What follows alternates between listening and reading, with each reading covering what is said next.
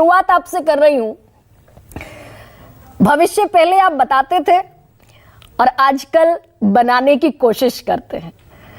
मैं सबसे पहला सवाल जो आपसे पूछना चाहती हूं कि अचानक इतनी लंबी खामोशी और सन्नाटे के बाद ये विपक्ष हुंकार भरने की स्थिति में जो आया है, मैं चाहती हूं आप इसे डिकोड करें। इस एनर्जी की वजह क्या है? 300 पार से कम कोई कहने को तैयार नहीं इंडिया गठबंधन को। शुक्रिया गरिमा जी। इनफैक्ट आपके दूसरे सवाल में ही आपके पहले सवाल का उत्तर छुपा हुआ है। दोनों जुड़े हुए हैं। मगर पहले वैधानिक चेतावनी दे दूं, मैं भारत जोड़ो अभियान से हूं। मैं कोई केवल एनालिस्ट नहीं हूं। मेरी राजनीतिक प्रतिबद्धता है और भारत जोड़ो अभियान ने इस चुनाव में भारतीय जनता पार्टी को हराने के लिए और इंडिया गठबंधन का समर्थन करने का काम किया है। मैं नहीं चाहता किसी दर्शक को ये बात छुपी रहे। आपका दूसरा प्रश्न था विपक्ष का जोश क्यों है हाई। वो इसलिए है क्योंकि आज न्यूज 24 वो सवाल पूछ रहा है, और सिर्फ न्यूज 24 नहीं, आज सारी चैनल ये सवाल पूछ रही है, इंडिया या एनडीए। आप ही सोचिए, 1 महीना पहले कोई ये सवाल चल हो जा शुरू। केसरिया से मन जोगी हुआ रे, दिल झूमे देखो पतवारा हुआ रे, दिल झूमे देखो पतवारा हुआ रे। हर पल मनाओ केसरी त्योहार। विमल बोलो जुबान केसरी। भी पूछ रहा था कि किसको बहुमत आए। जब चुनाव शुरू हुआ तो सवाल हमें सिर्फ यही बताया जा रहा था कि 400 पार या 400 आर। चैनल दिखा रहे थे, बहुत वफादार हैं सारे चैनल, दिखा रहे थे 411 एक चैनल दिखा रही थी। दूसरे ने थोड़ा समझदारी और वो शराफत दिखाई, कहा 398। चलिए, मतलब ईमानदारी के नाते हमने 2 सीट काटी। बाकी कोई 375 380 सब दिखा रहे थे। किसी के मन में कोई प्रश्न नहीं था कि भाई ये चुनाव कौन जीतेगा। और अब क्या हुआ है, अब अचानक ये सवाल पूछा जाने लगा है कि मेजॉरिटी आएगी किसकी। मैं समझता हूं बस यही अपने आप में बहुत बड़ा बदलाव आया है। सच ये है कि ये चुनाव पलट गया है। बहुत कम चुनाव हैं जो कि इस तरह से पलटते हैं 6-8 हफ्ते के अंदर। आपको सच बताऊं, जब ये चुनाव शुरू हुआ, जैसे मैंने कहा मैं कोई इंडिपेंडेंट तो नहीं, तो मुझे बहुत मायूसी थी। सर्वे देख रहा था, सर्वे के ये आंकड़े देख रहा था और लगता था ये क्या हो रहा है इस देश के अंदर। लेकिन जब घूमना शुरू किया और देखना शुरू किया तो पता लगा जमीन पे तो कुछ और ही स्थिति थी। तो बोलना शुरू किया और मुझे अब खुशी है कि अब बाकी सब लोग भी बोल रहे हैं और ये सवाल पूछा जा रहा है। मैं तो पहले दिन से कह रहा था कि सवाल ये नहीं है 400 पार वगैरह एकदम हवाई फिजूल गुब्बारा है, इसमें कोई दम नहीं है। मैं कह रहा था 303 पार जाने की बीजेपी की कोई स्थिति नहीं, ये नामुमकिन चीज है। मेरी समझ ये रही है कि बीजेपी 272 पार नहीं कर पा रही, और मेरी अपनी समझ तो ये है कि 250 से नीचे जा सकती है। अब इन पे बहस शुरू हो गई है, सही सवालों पे बहस शुरू हो गई है। और देखिए, सच्चाई ये है, 400 पार का नारा देने के बाद अगर बीजेपी 300 से 1 सीट भी कम रहती तो इसे नैतिक पराजय माना जाएगा। Psychological defeat. अगर बीजेपी 272 से नीचे रहती है तो इसे राजनीतिक हार माना जाएगा, और अगर 250 से नीचे रहती है तब तो इसे मोदी जी की व्यक्तिगत हार माना जाएगा। और आज की स्थिति में ये तीनों ही संभव हैं। हाँ, वो कैसे योगेंद्र जी, कैसे? क्योंकि आपका जो प्रेडिक्शन है, आपने कहा 240 से 260 बीजेपी अपने दम पर, 30 और 45 एनडीए में जोड़ दीजिए। हाँ। पहले हम शुरू करते हैं उस इलाके से। संजय जी जुड़ गए, मुझसे कहीं बेहतर आंकड़े जानते हैं, और यहाँ वरिष्ठ पत्रकार बैठे हैं जो देख लेंगे बात सही है कि गलत। शुरू आप उस पट्टी से कीजिए जहां बीजेपी को फायदा होगा। केरला से लेके उड़ीसा तक की यह पट्टी है जहां बीजेपी को वोटों का फायदा होगा।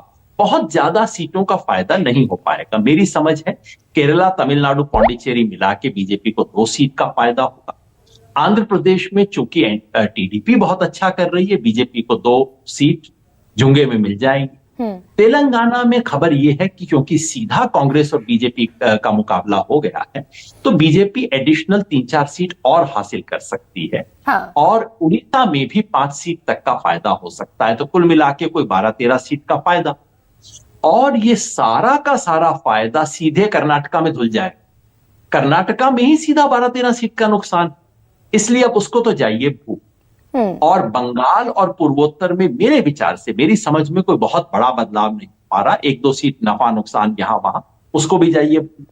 अब बच गया बाकी देश, जिसमें बीजेपी को केवल नुकसान और नुकसान ही हो सकता है।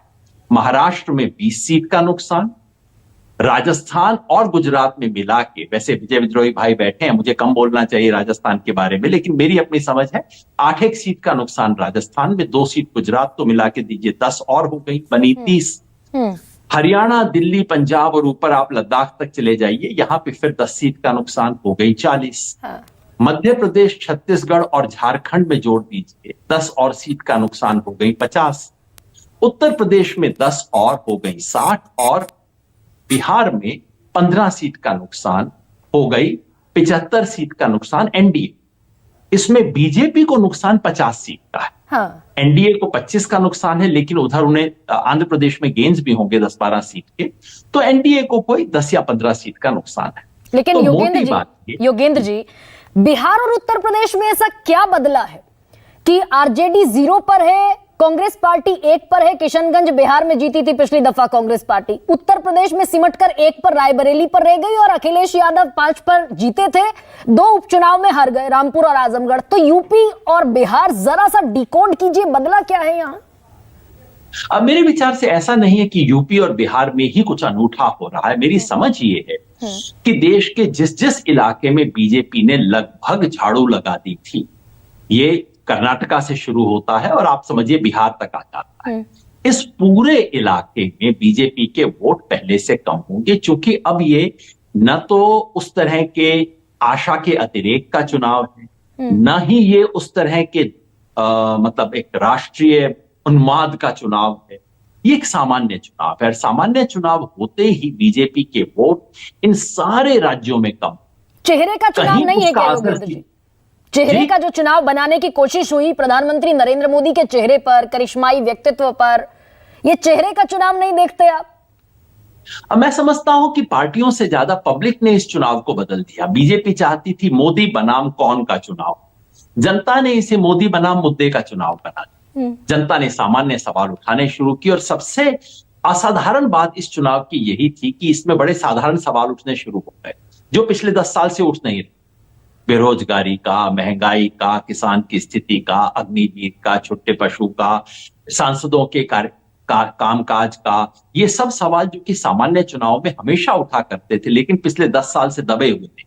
केवल मोदी कहने से ढक्कन लग जाता था, सब कुछ बंद हो जाता था, बस वो ढक्कन खुल गया। ऐसा नहीं कि लोग कोई मोदी जी से कोई बेहद नाराजगी की लहर है, ऐसा मैं दावा नहीं करूंगा, लेकिन अब यह है कि हाँ भाई हो गया, ठीक है, अब खाली मोदी मोदी करके वोट ना लो, अब तुम बताओ भी तो तुम क्या काम करोगे। और जैसे ही जनता ने पूछना शुरू किया है, चारों तरफ बीजेपी के वोट गिर रहे हैं। हाँ, वोट गिरने से कुछ राज्य में सीट भी गिर रही है, कुछ राज्य में सीट नहीं गिर रही, जैसे गुजरात में, मध्य प्रदेश में, छत्तीसगढ़ में 1-1, 2-2, 4-4 सीट गिरेगी, ज्यादा नहीं गिरेगी। लेकिन राजस्थान में, राजस्थान की वो जो पूर्वी पट्टी है गंगानगर से लेके टोंक तक, उस पट्टी में सीट भी गिरेगी। हरियाणा में सीट गिरेगी और उत्तर प्रदेश में और बिहार में, दोनों में सीट गिरेगी। बिहार में जो विशिष्ट बात है वो ये कि वहां साथ में नीतीश कुमार की व्यक्तिगत लोकप्रियता का कम होना और तेजस्वी यादव की लोकप्रियता का बढ़ना। लेकिन उत्तर प्रदेश, योगेंद्र जी, एक और सवाल, आपने महाराष्ट्र का जिक्र किया, बिहार का जिक्र किया, उत्तर प्रदेश का किया और बंगाल का। बंगाल अभी छूटा है हालांकि हमसे, लेकिन बीजेपी ने ऑल पॉसिबल गेनर्स इन कम से कम राज्यों में, ऑल पॉसिबल गेनर्स को बीजेपी ने अपने साथ जोड़ा।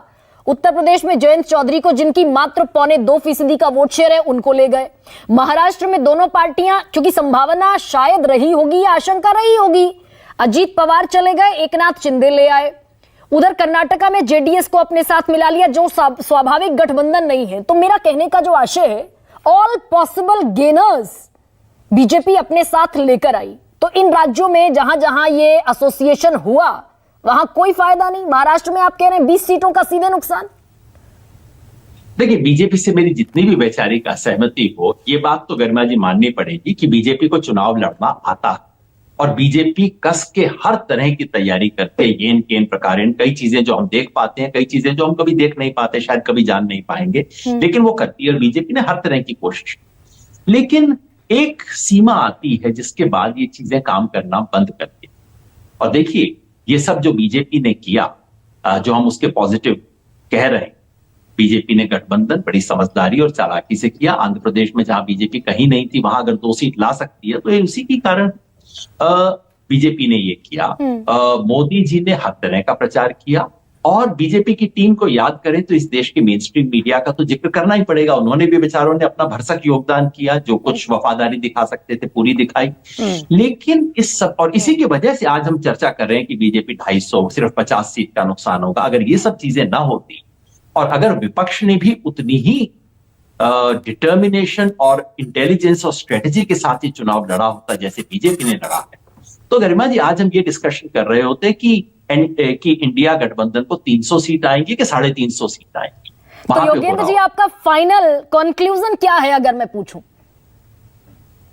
मेरा मोटा निष्कर्ष, देखिए, मैं इस चुनाव को उम्मीद के चुनाव के रूप में देखता हूं। ये मुझे मायूसी शुरू में थी, लगता था कि अच्छा, इस देश की जनता झूठ और नफरत की राजनीति पे मोहर लगा देगी क्या। अब मेरे परिणाम जो भी आंकड़े पता लग जाएंगे, एग्जिट पोल में आ जाएंगे, बातों में आ जाएंगे। लेकिन एक बात का मुझे संतोष है, कोई 1,500-2 हजार किलोमीटर घूमा हूं, हजारों साधारण लोगों से बात की। इस देश की जनता और बीजेपी का वोटर भी झूठ को झूठ पहचानता है, कहता है कि ये बात तो झूठ है, वोट उनको दूंगा लेकिन थोड़ा झूठ ज्यादा बोलते हैं। और दूसरा, नफरत पे मोहर लगाने को तैयार नहीं है। खुद बीजेपी का वोटर कहता है कि नहीं, ज्यादा हिंदू मुसलमान ना करें तो अच्छी बात। तो ऐसे में आपका फाइनल वर्डिक्ट योगेंद्र जी, मैं अगर इन टर्म्स ऑफ नंबर पूछूं, क्योंकि आज सबकी दिलचस्पी मोटा मोटी यही जानने में है।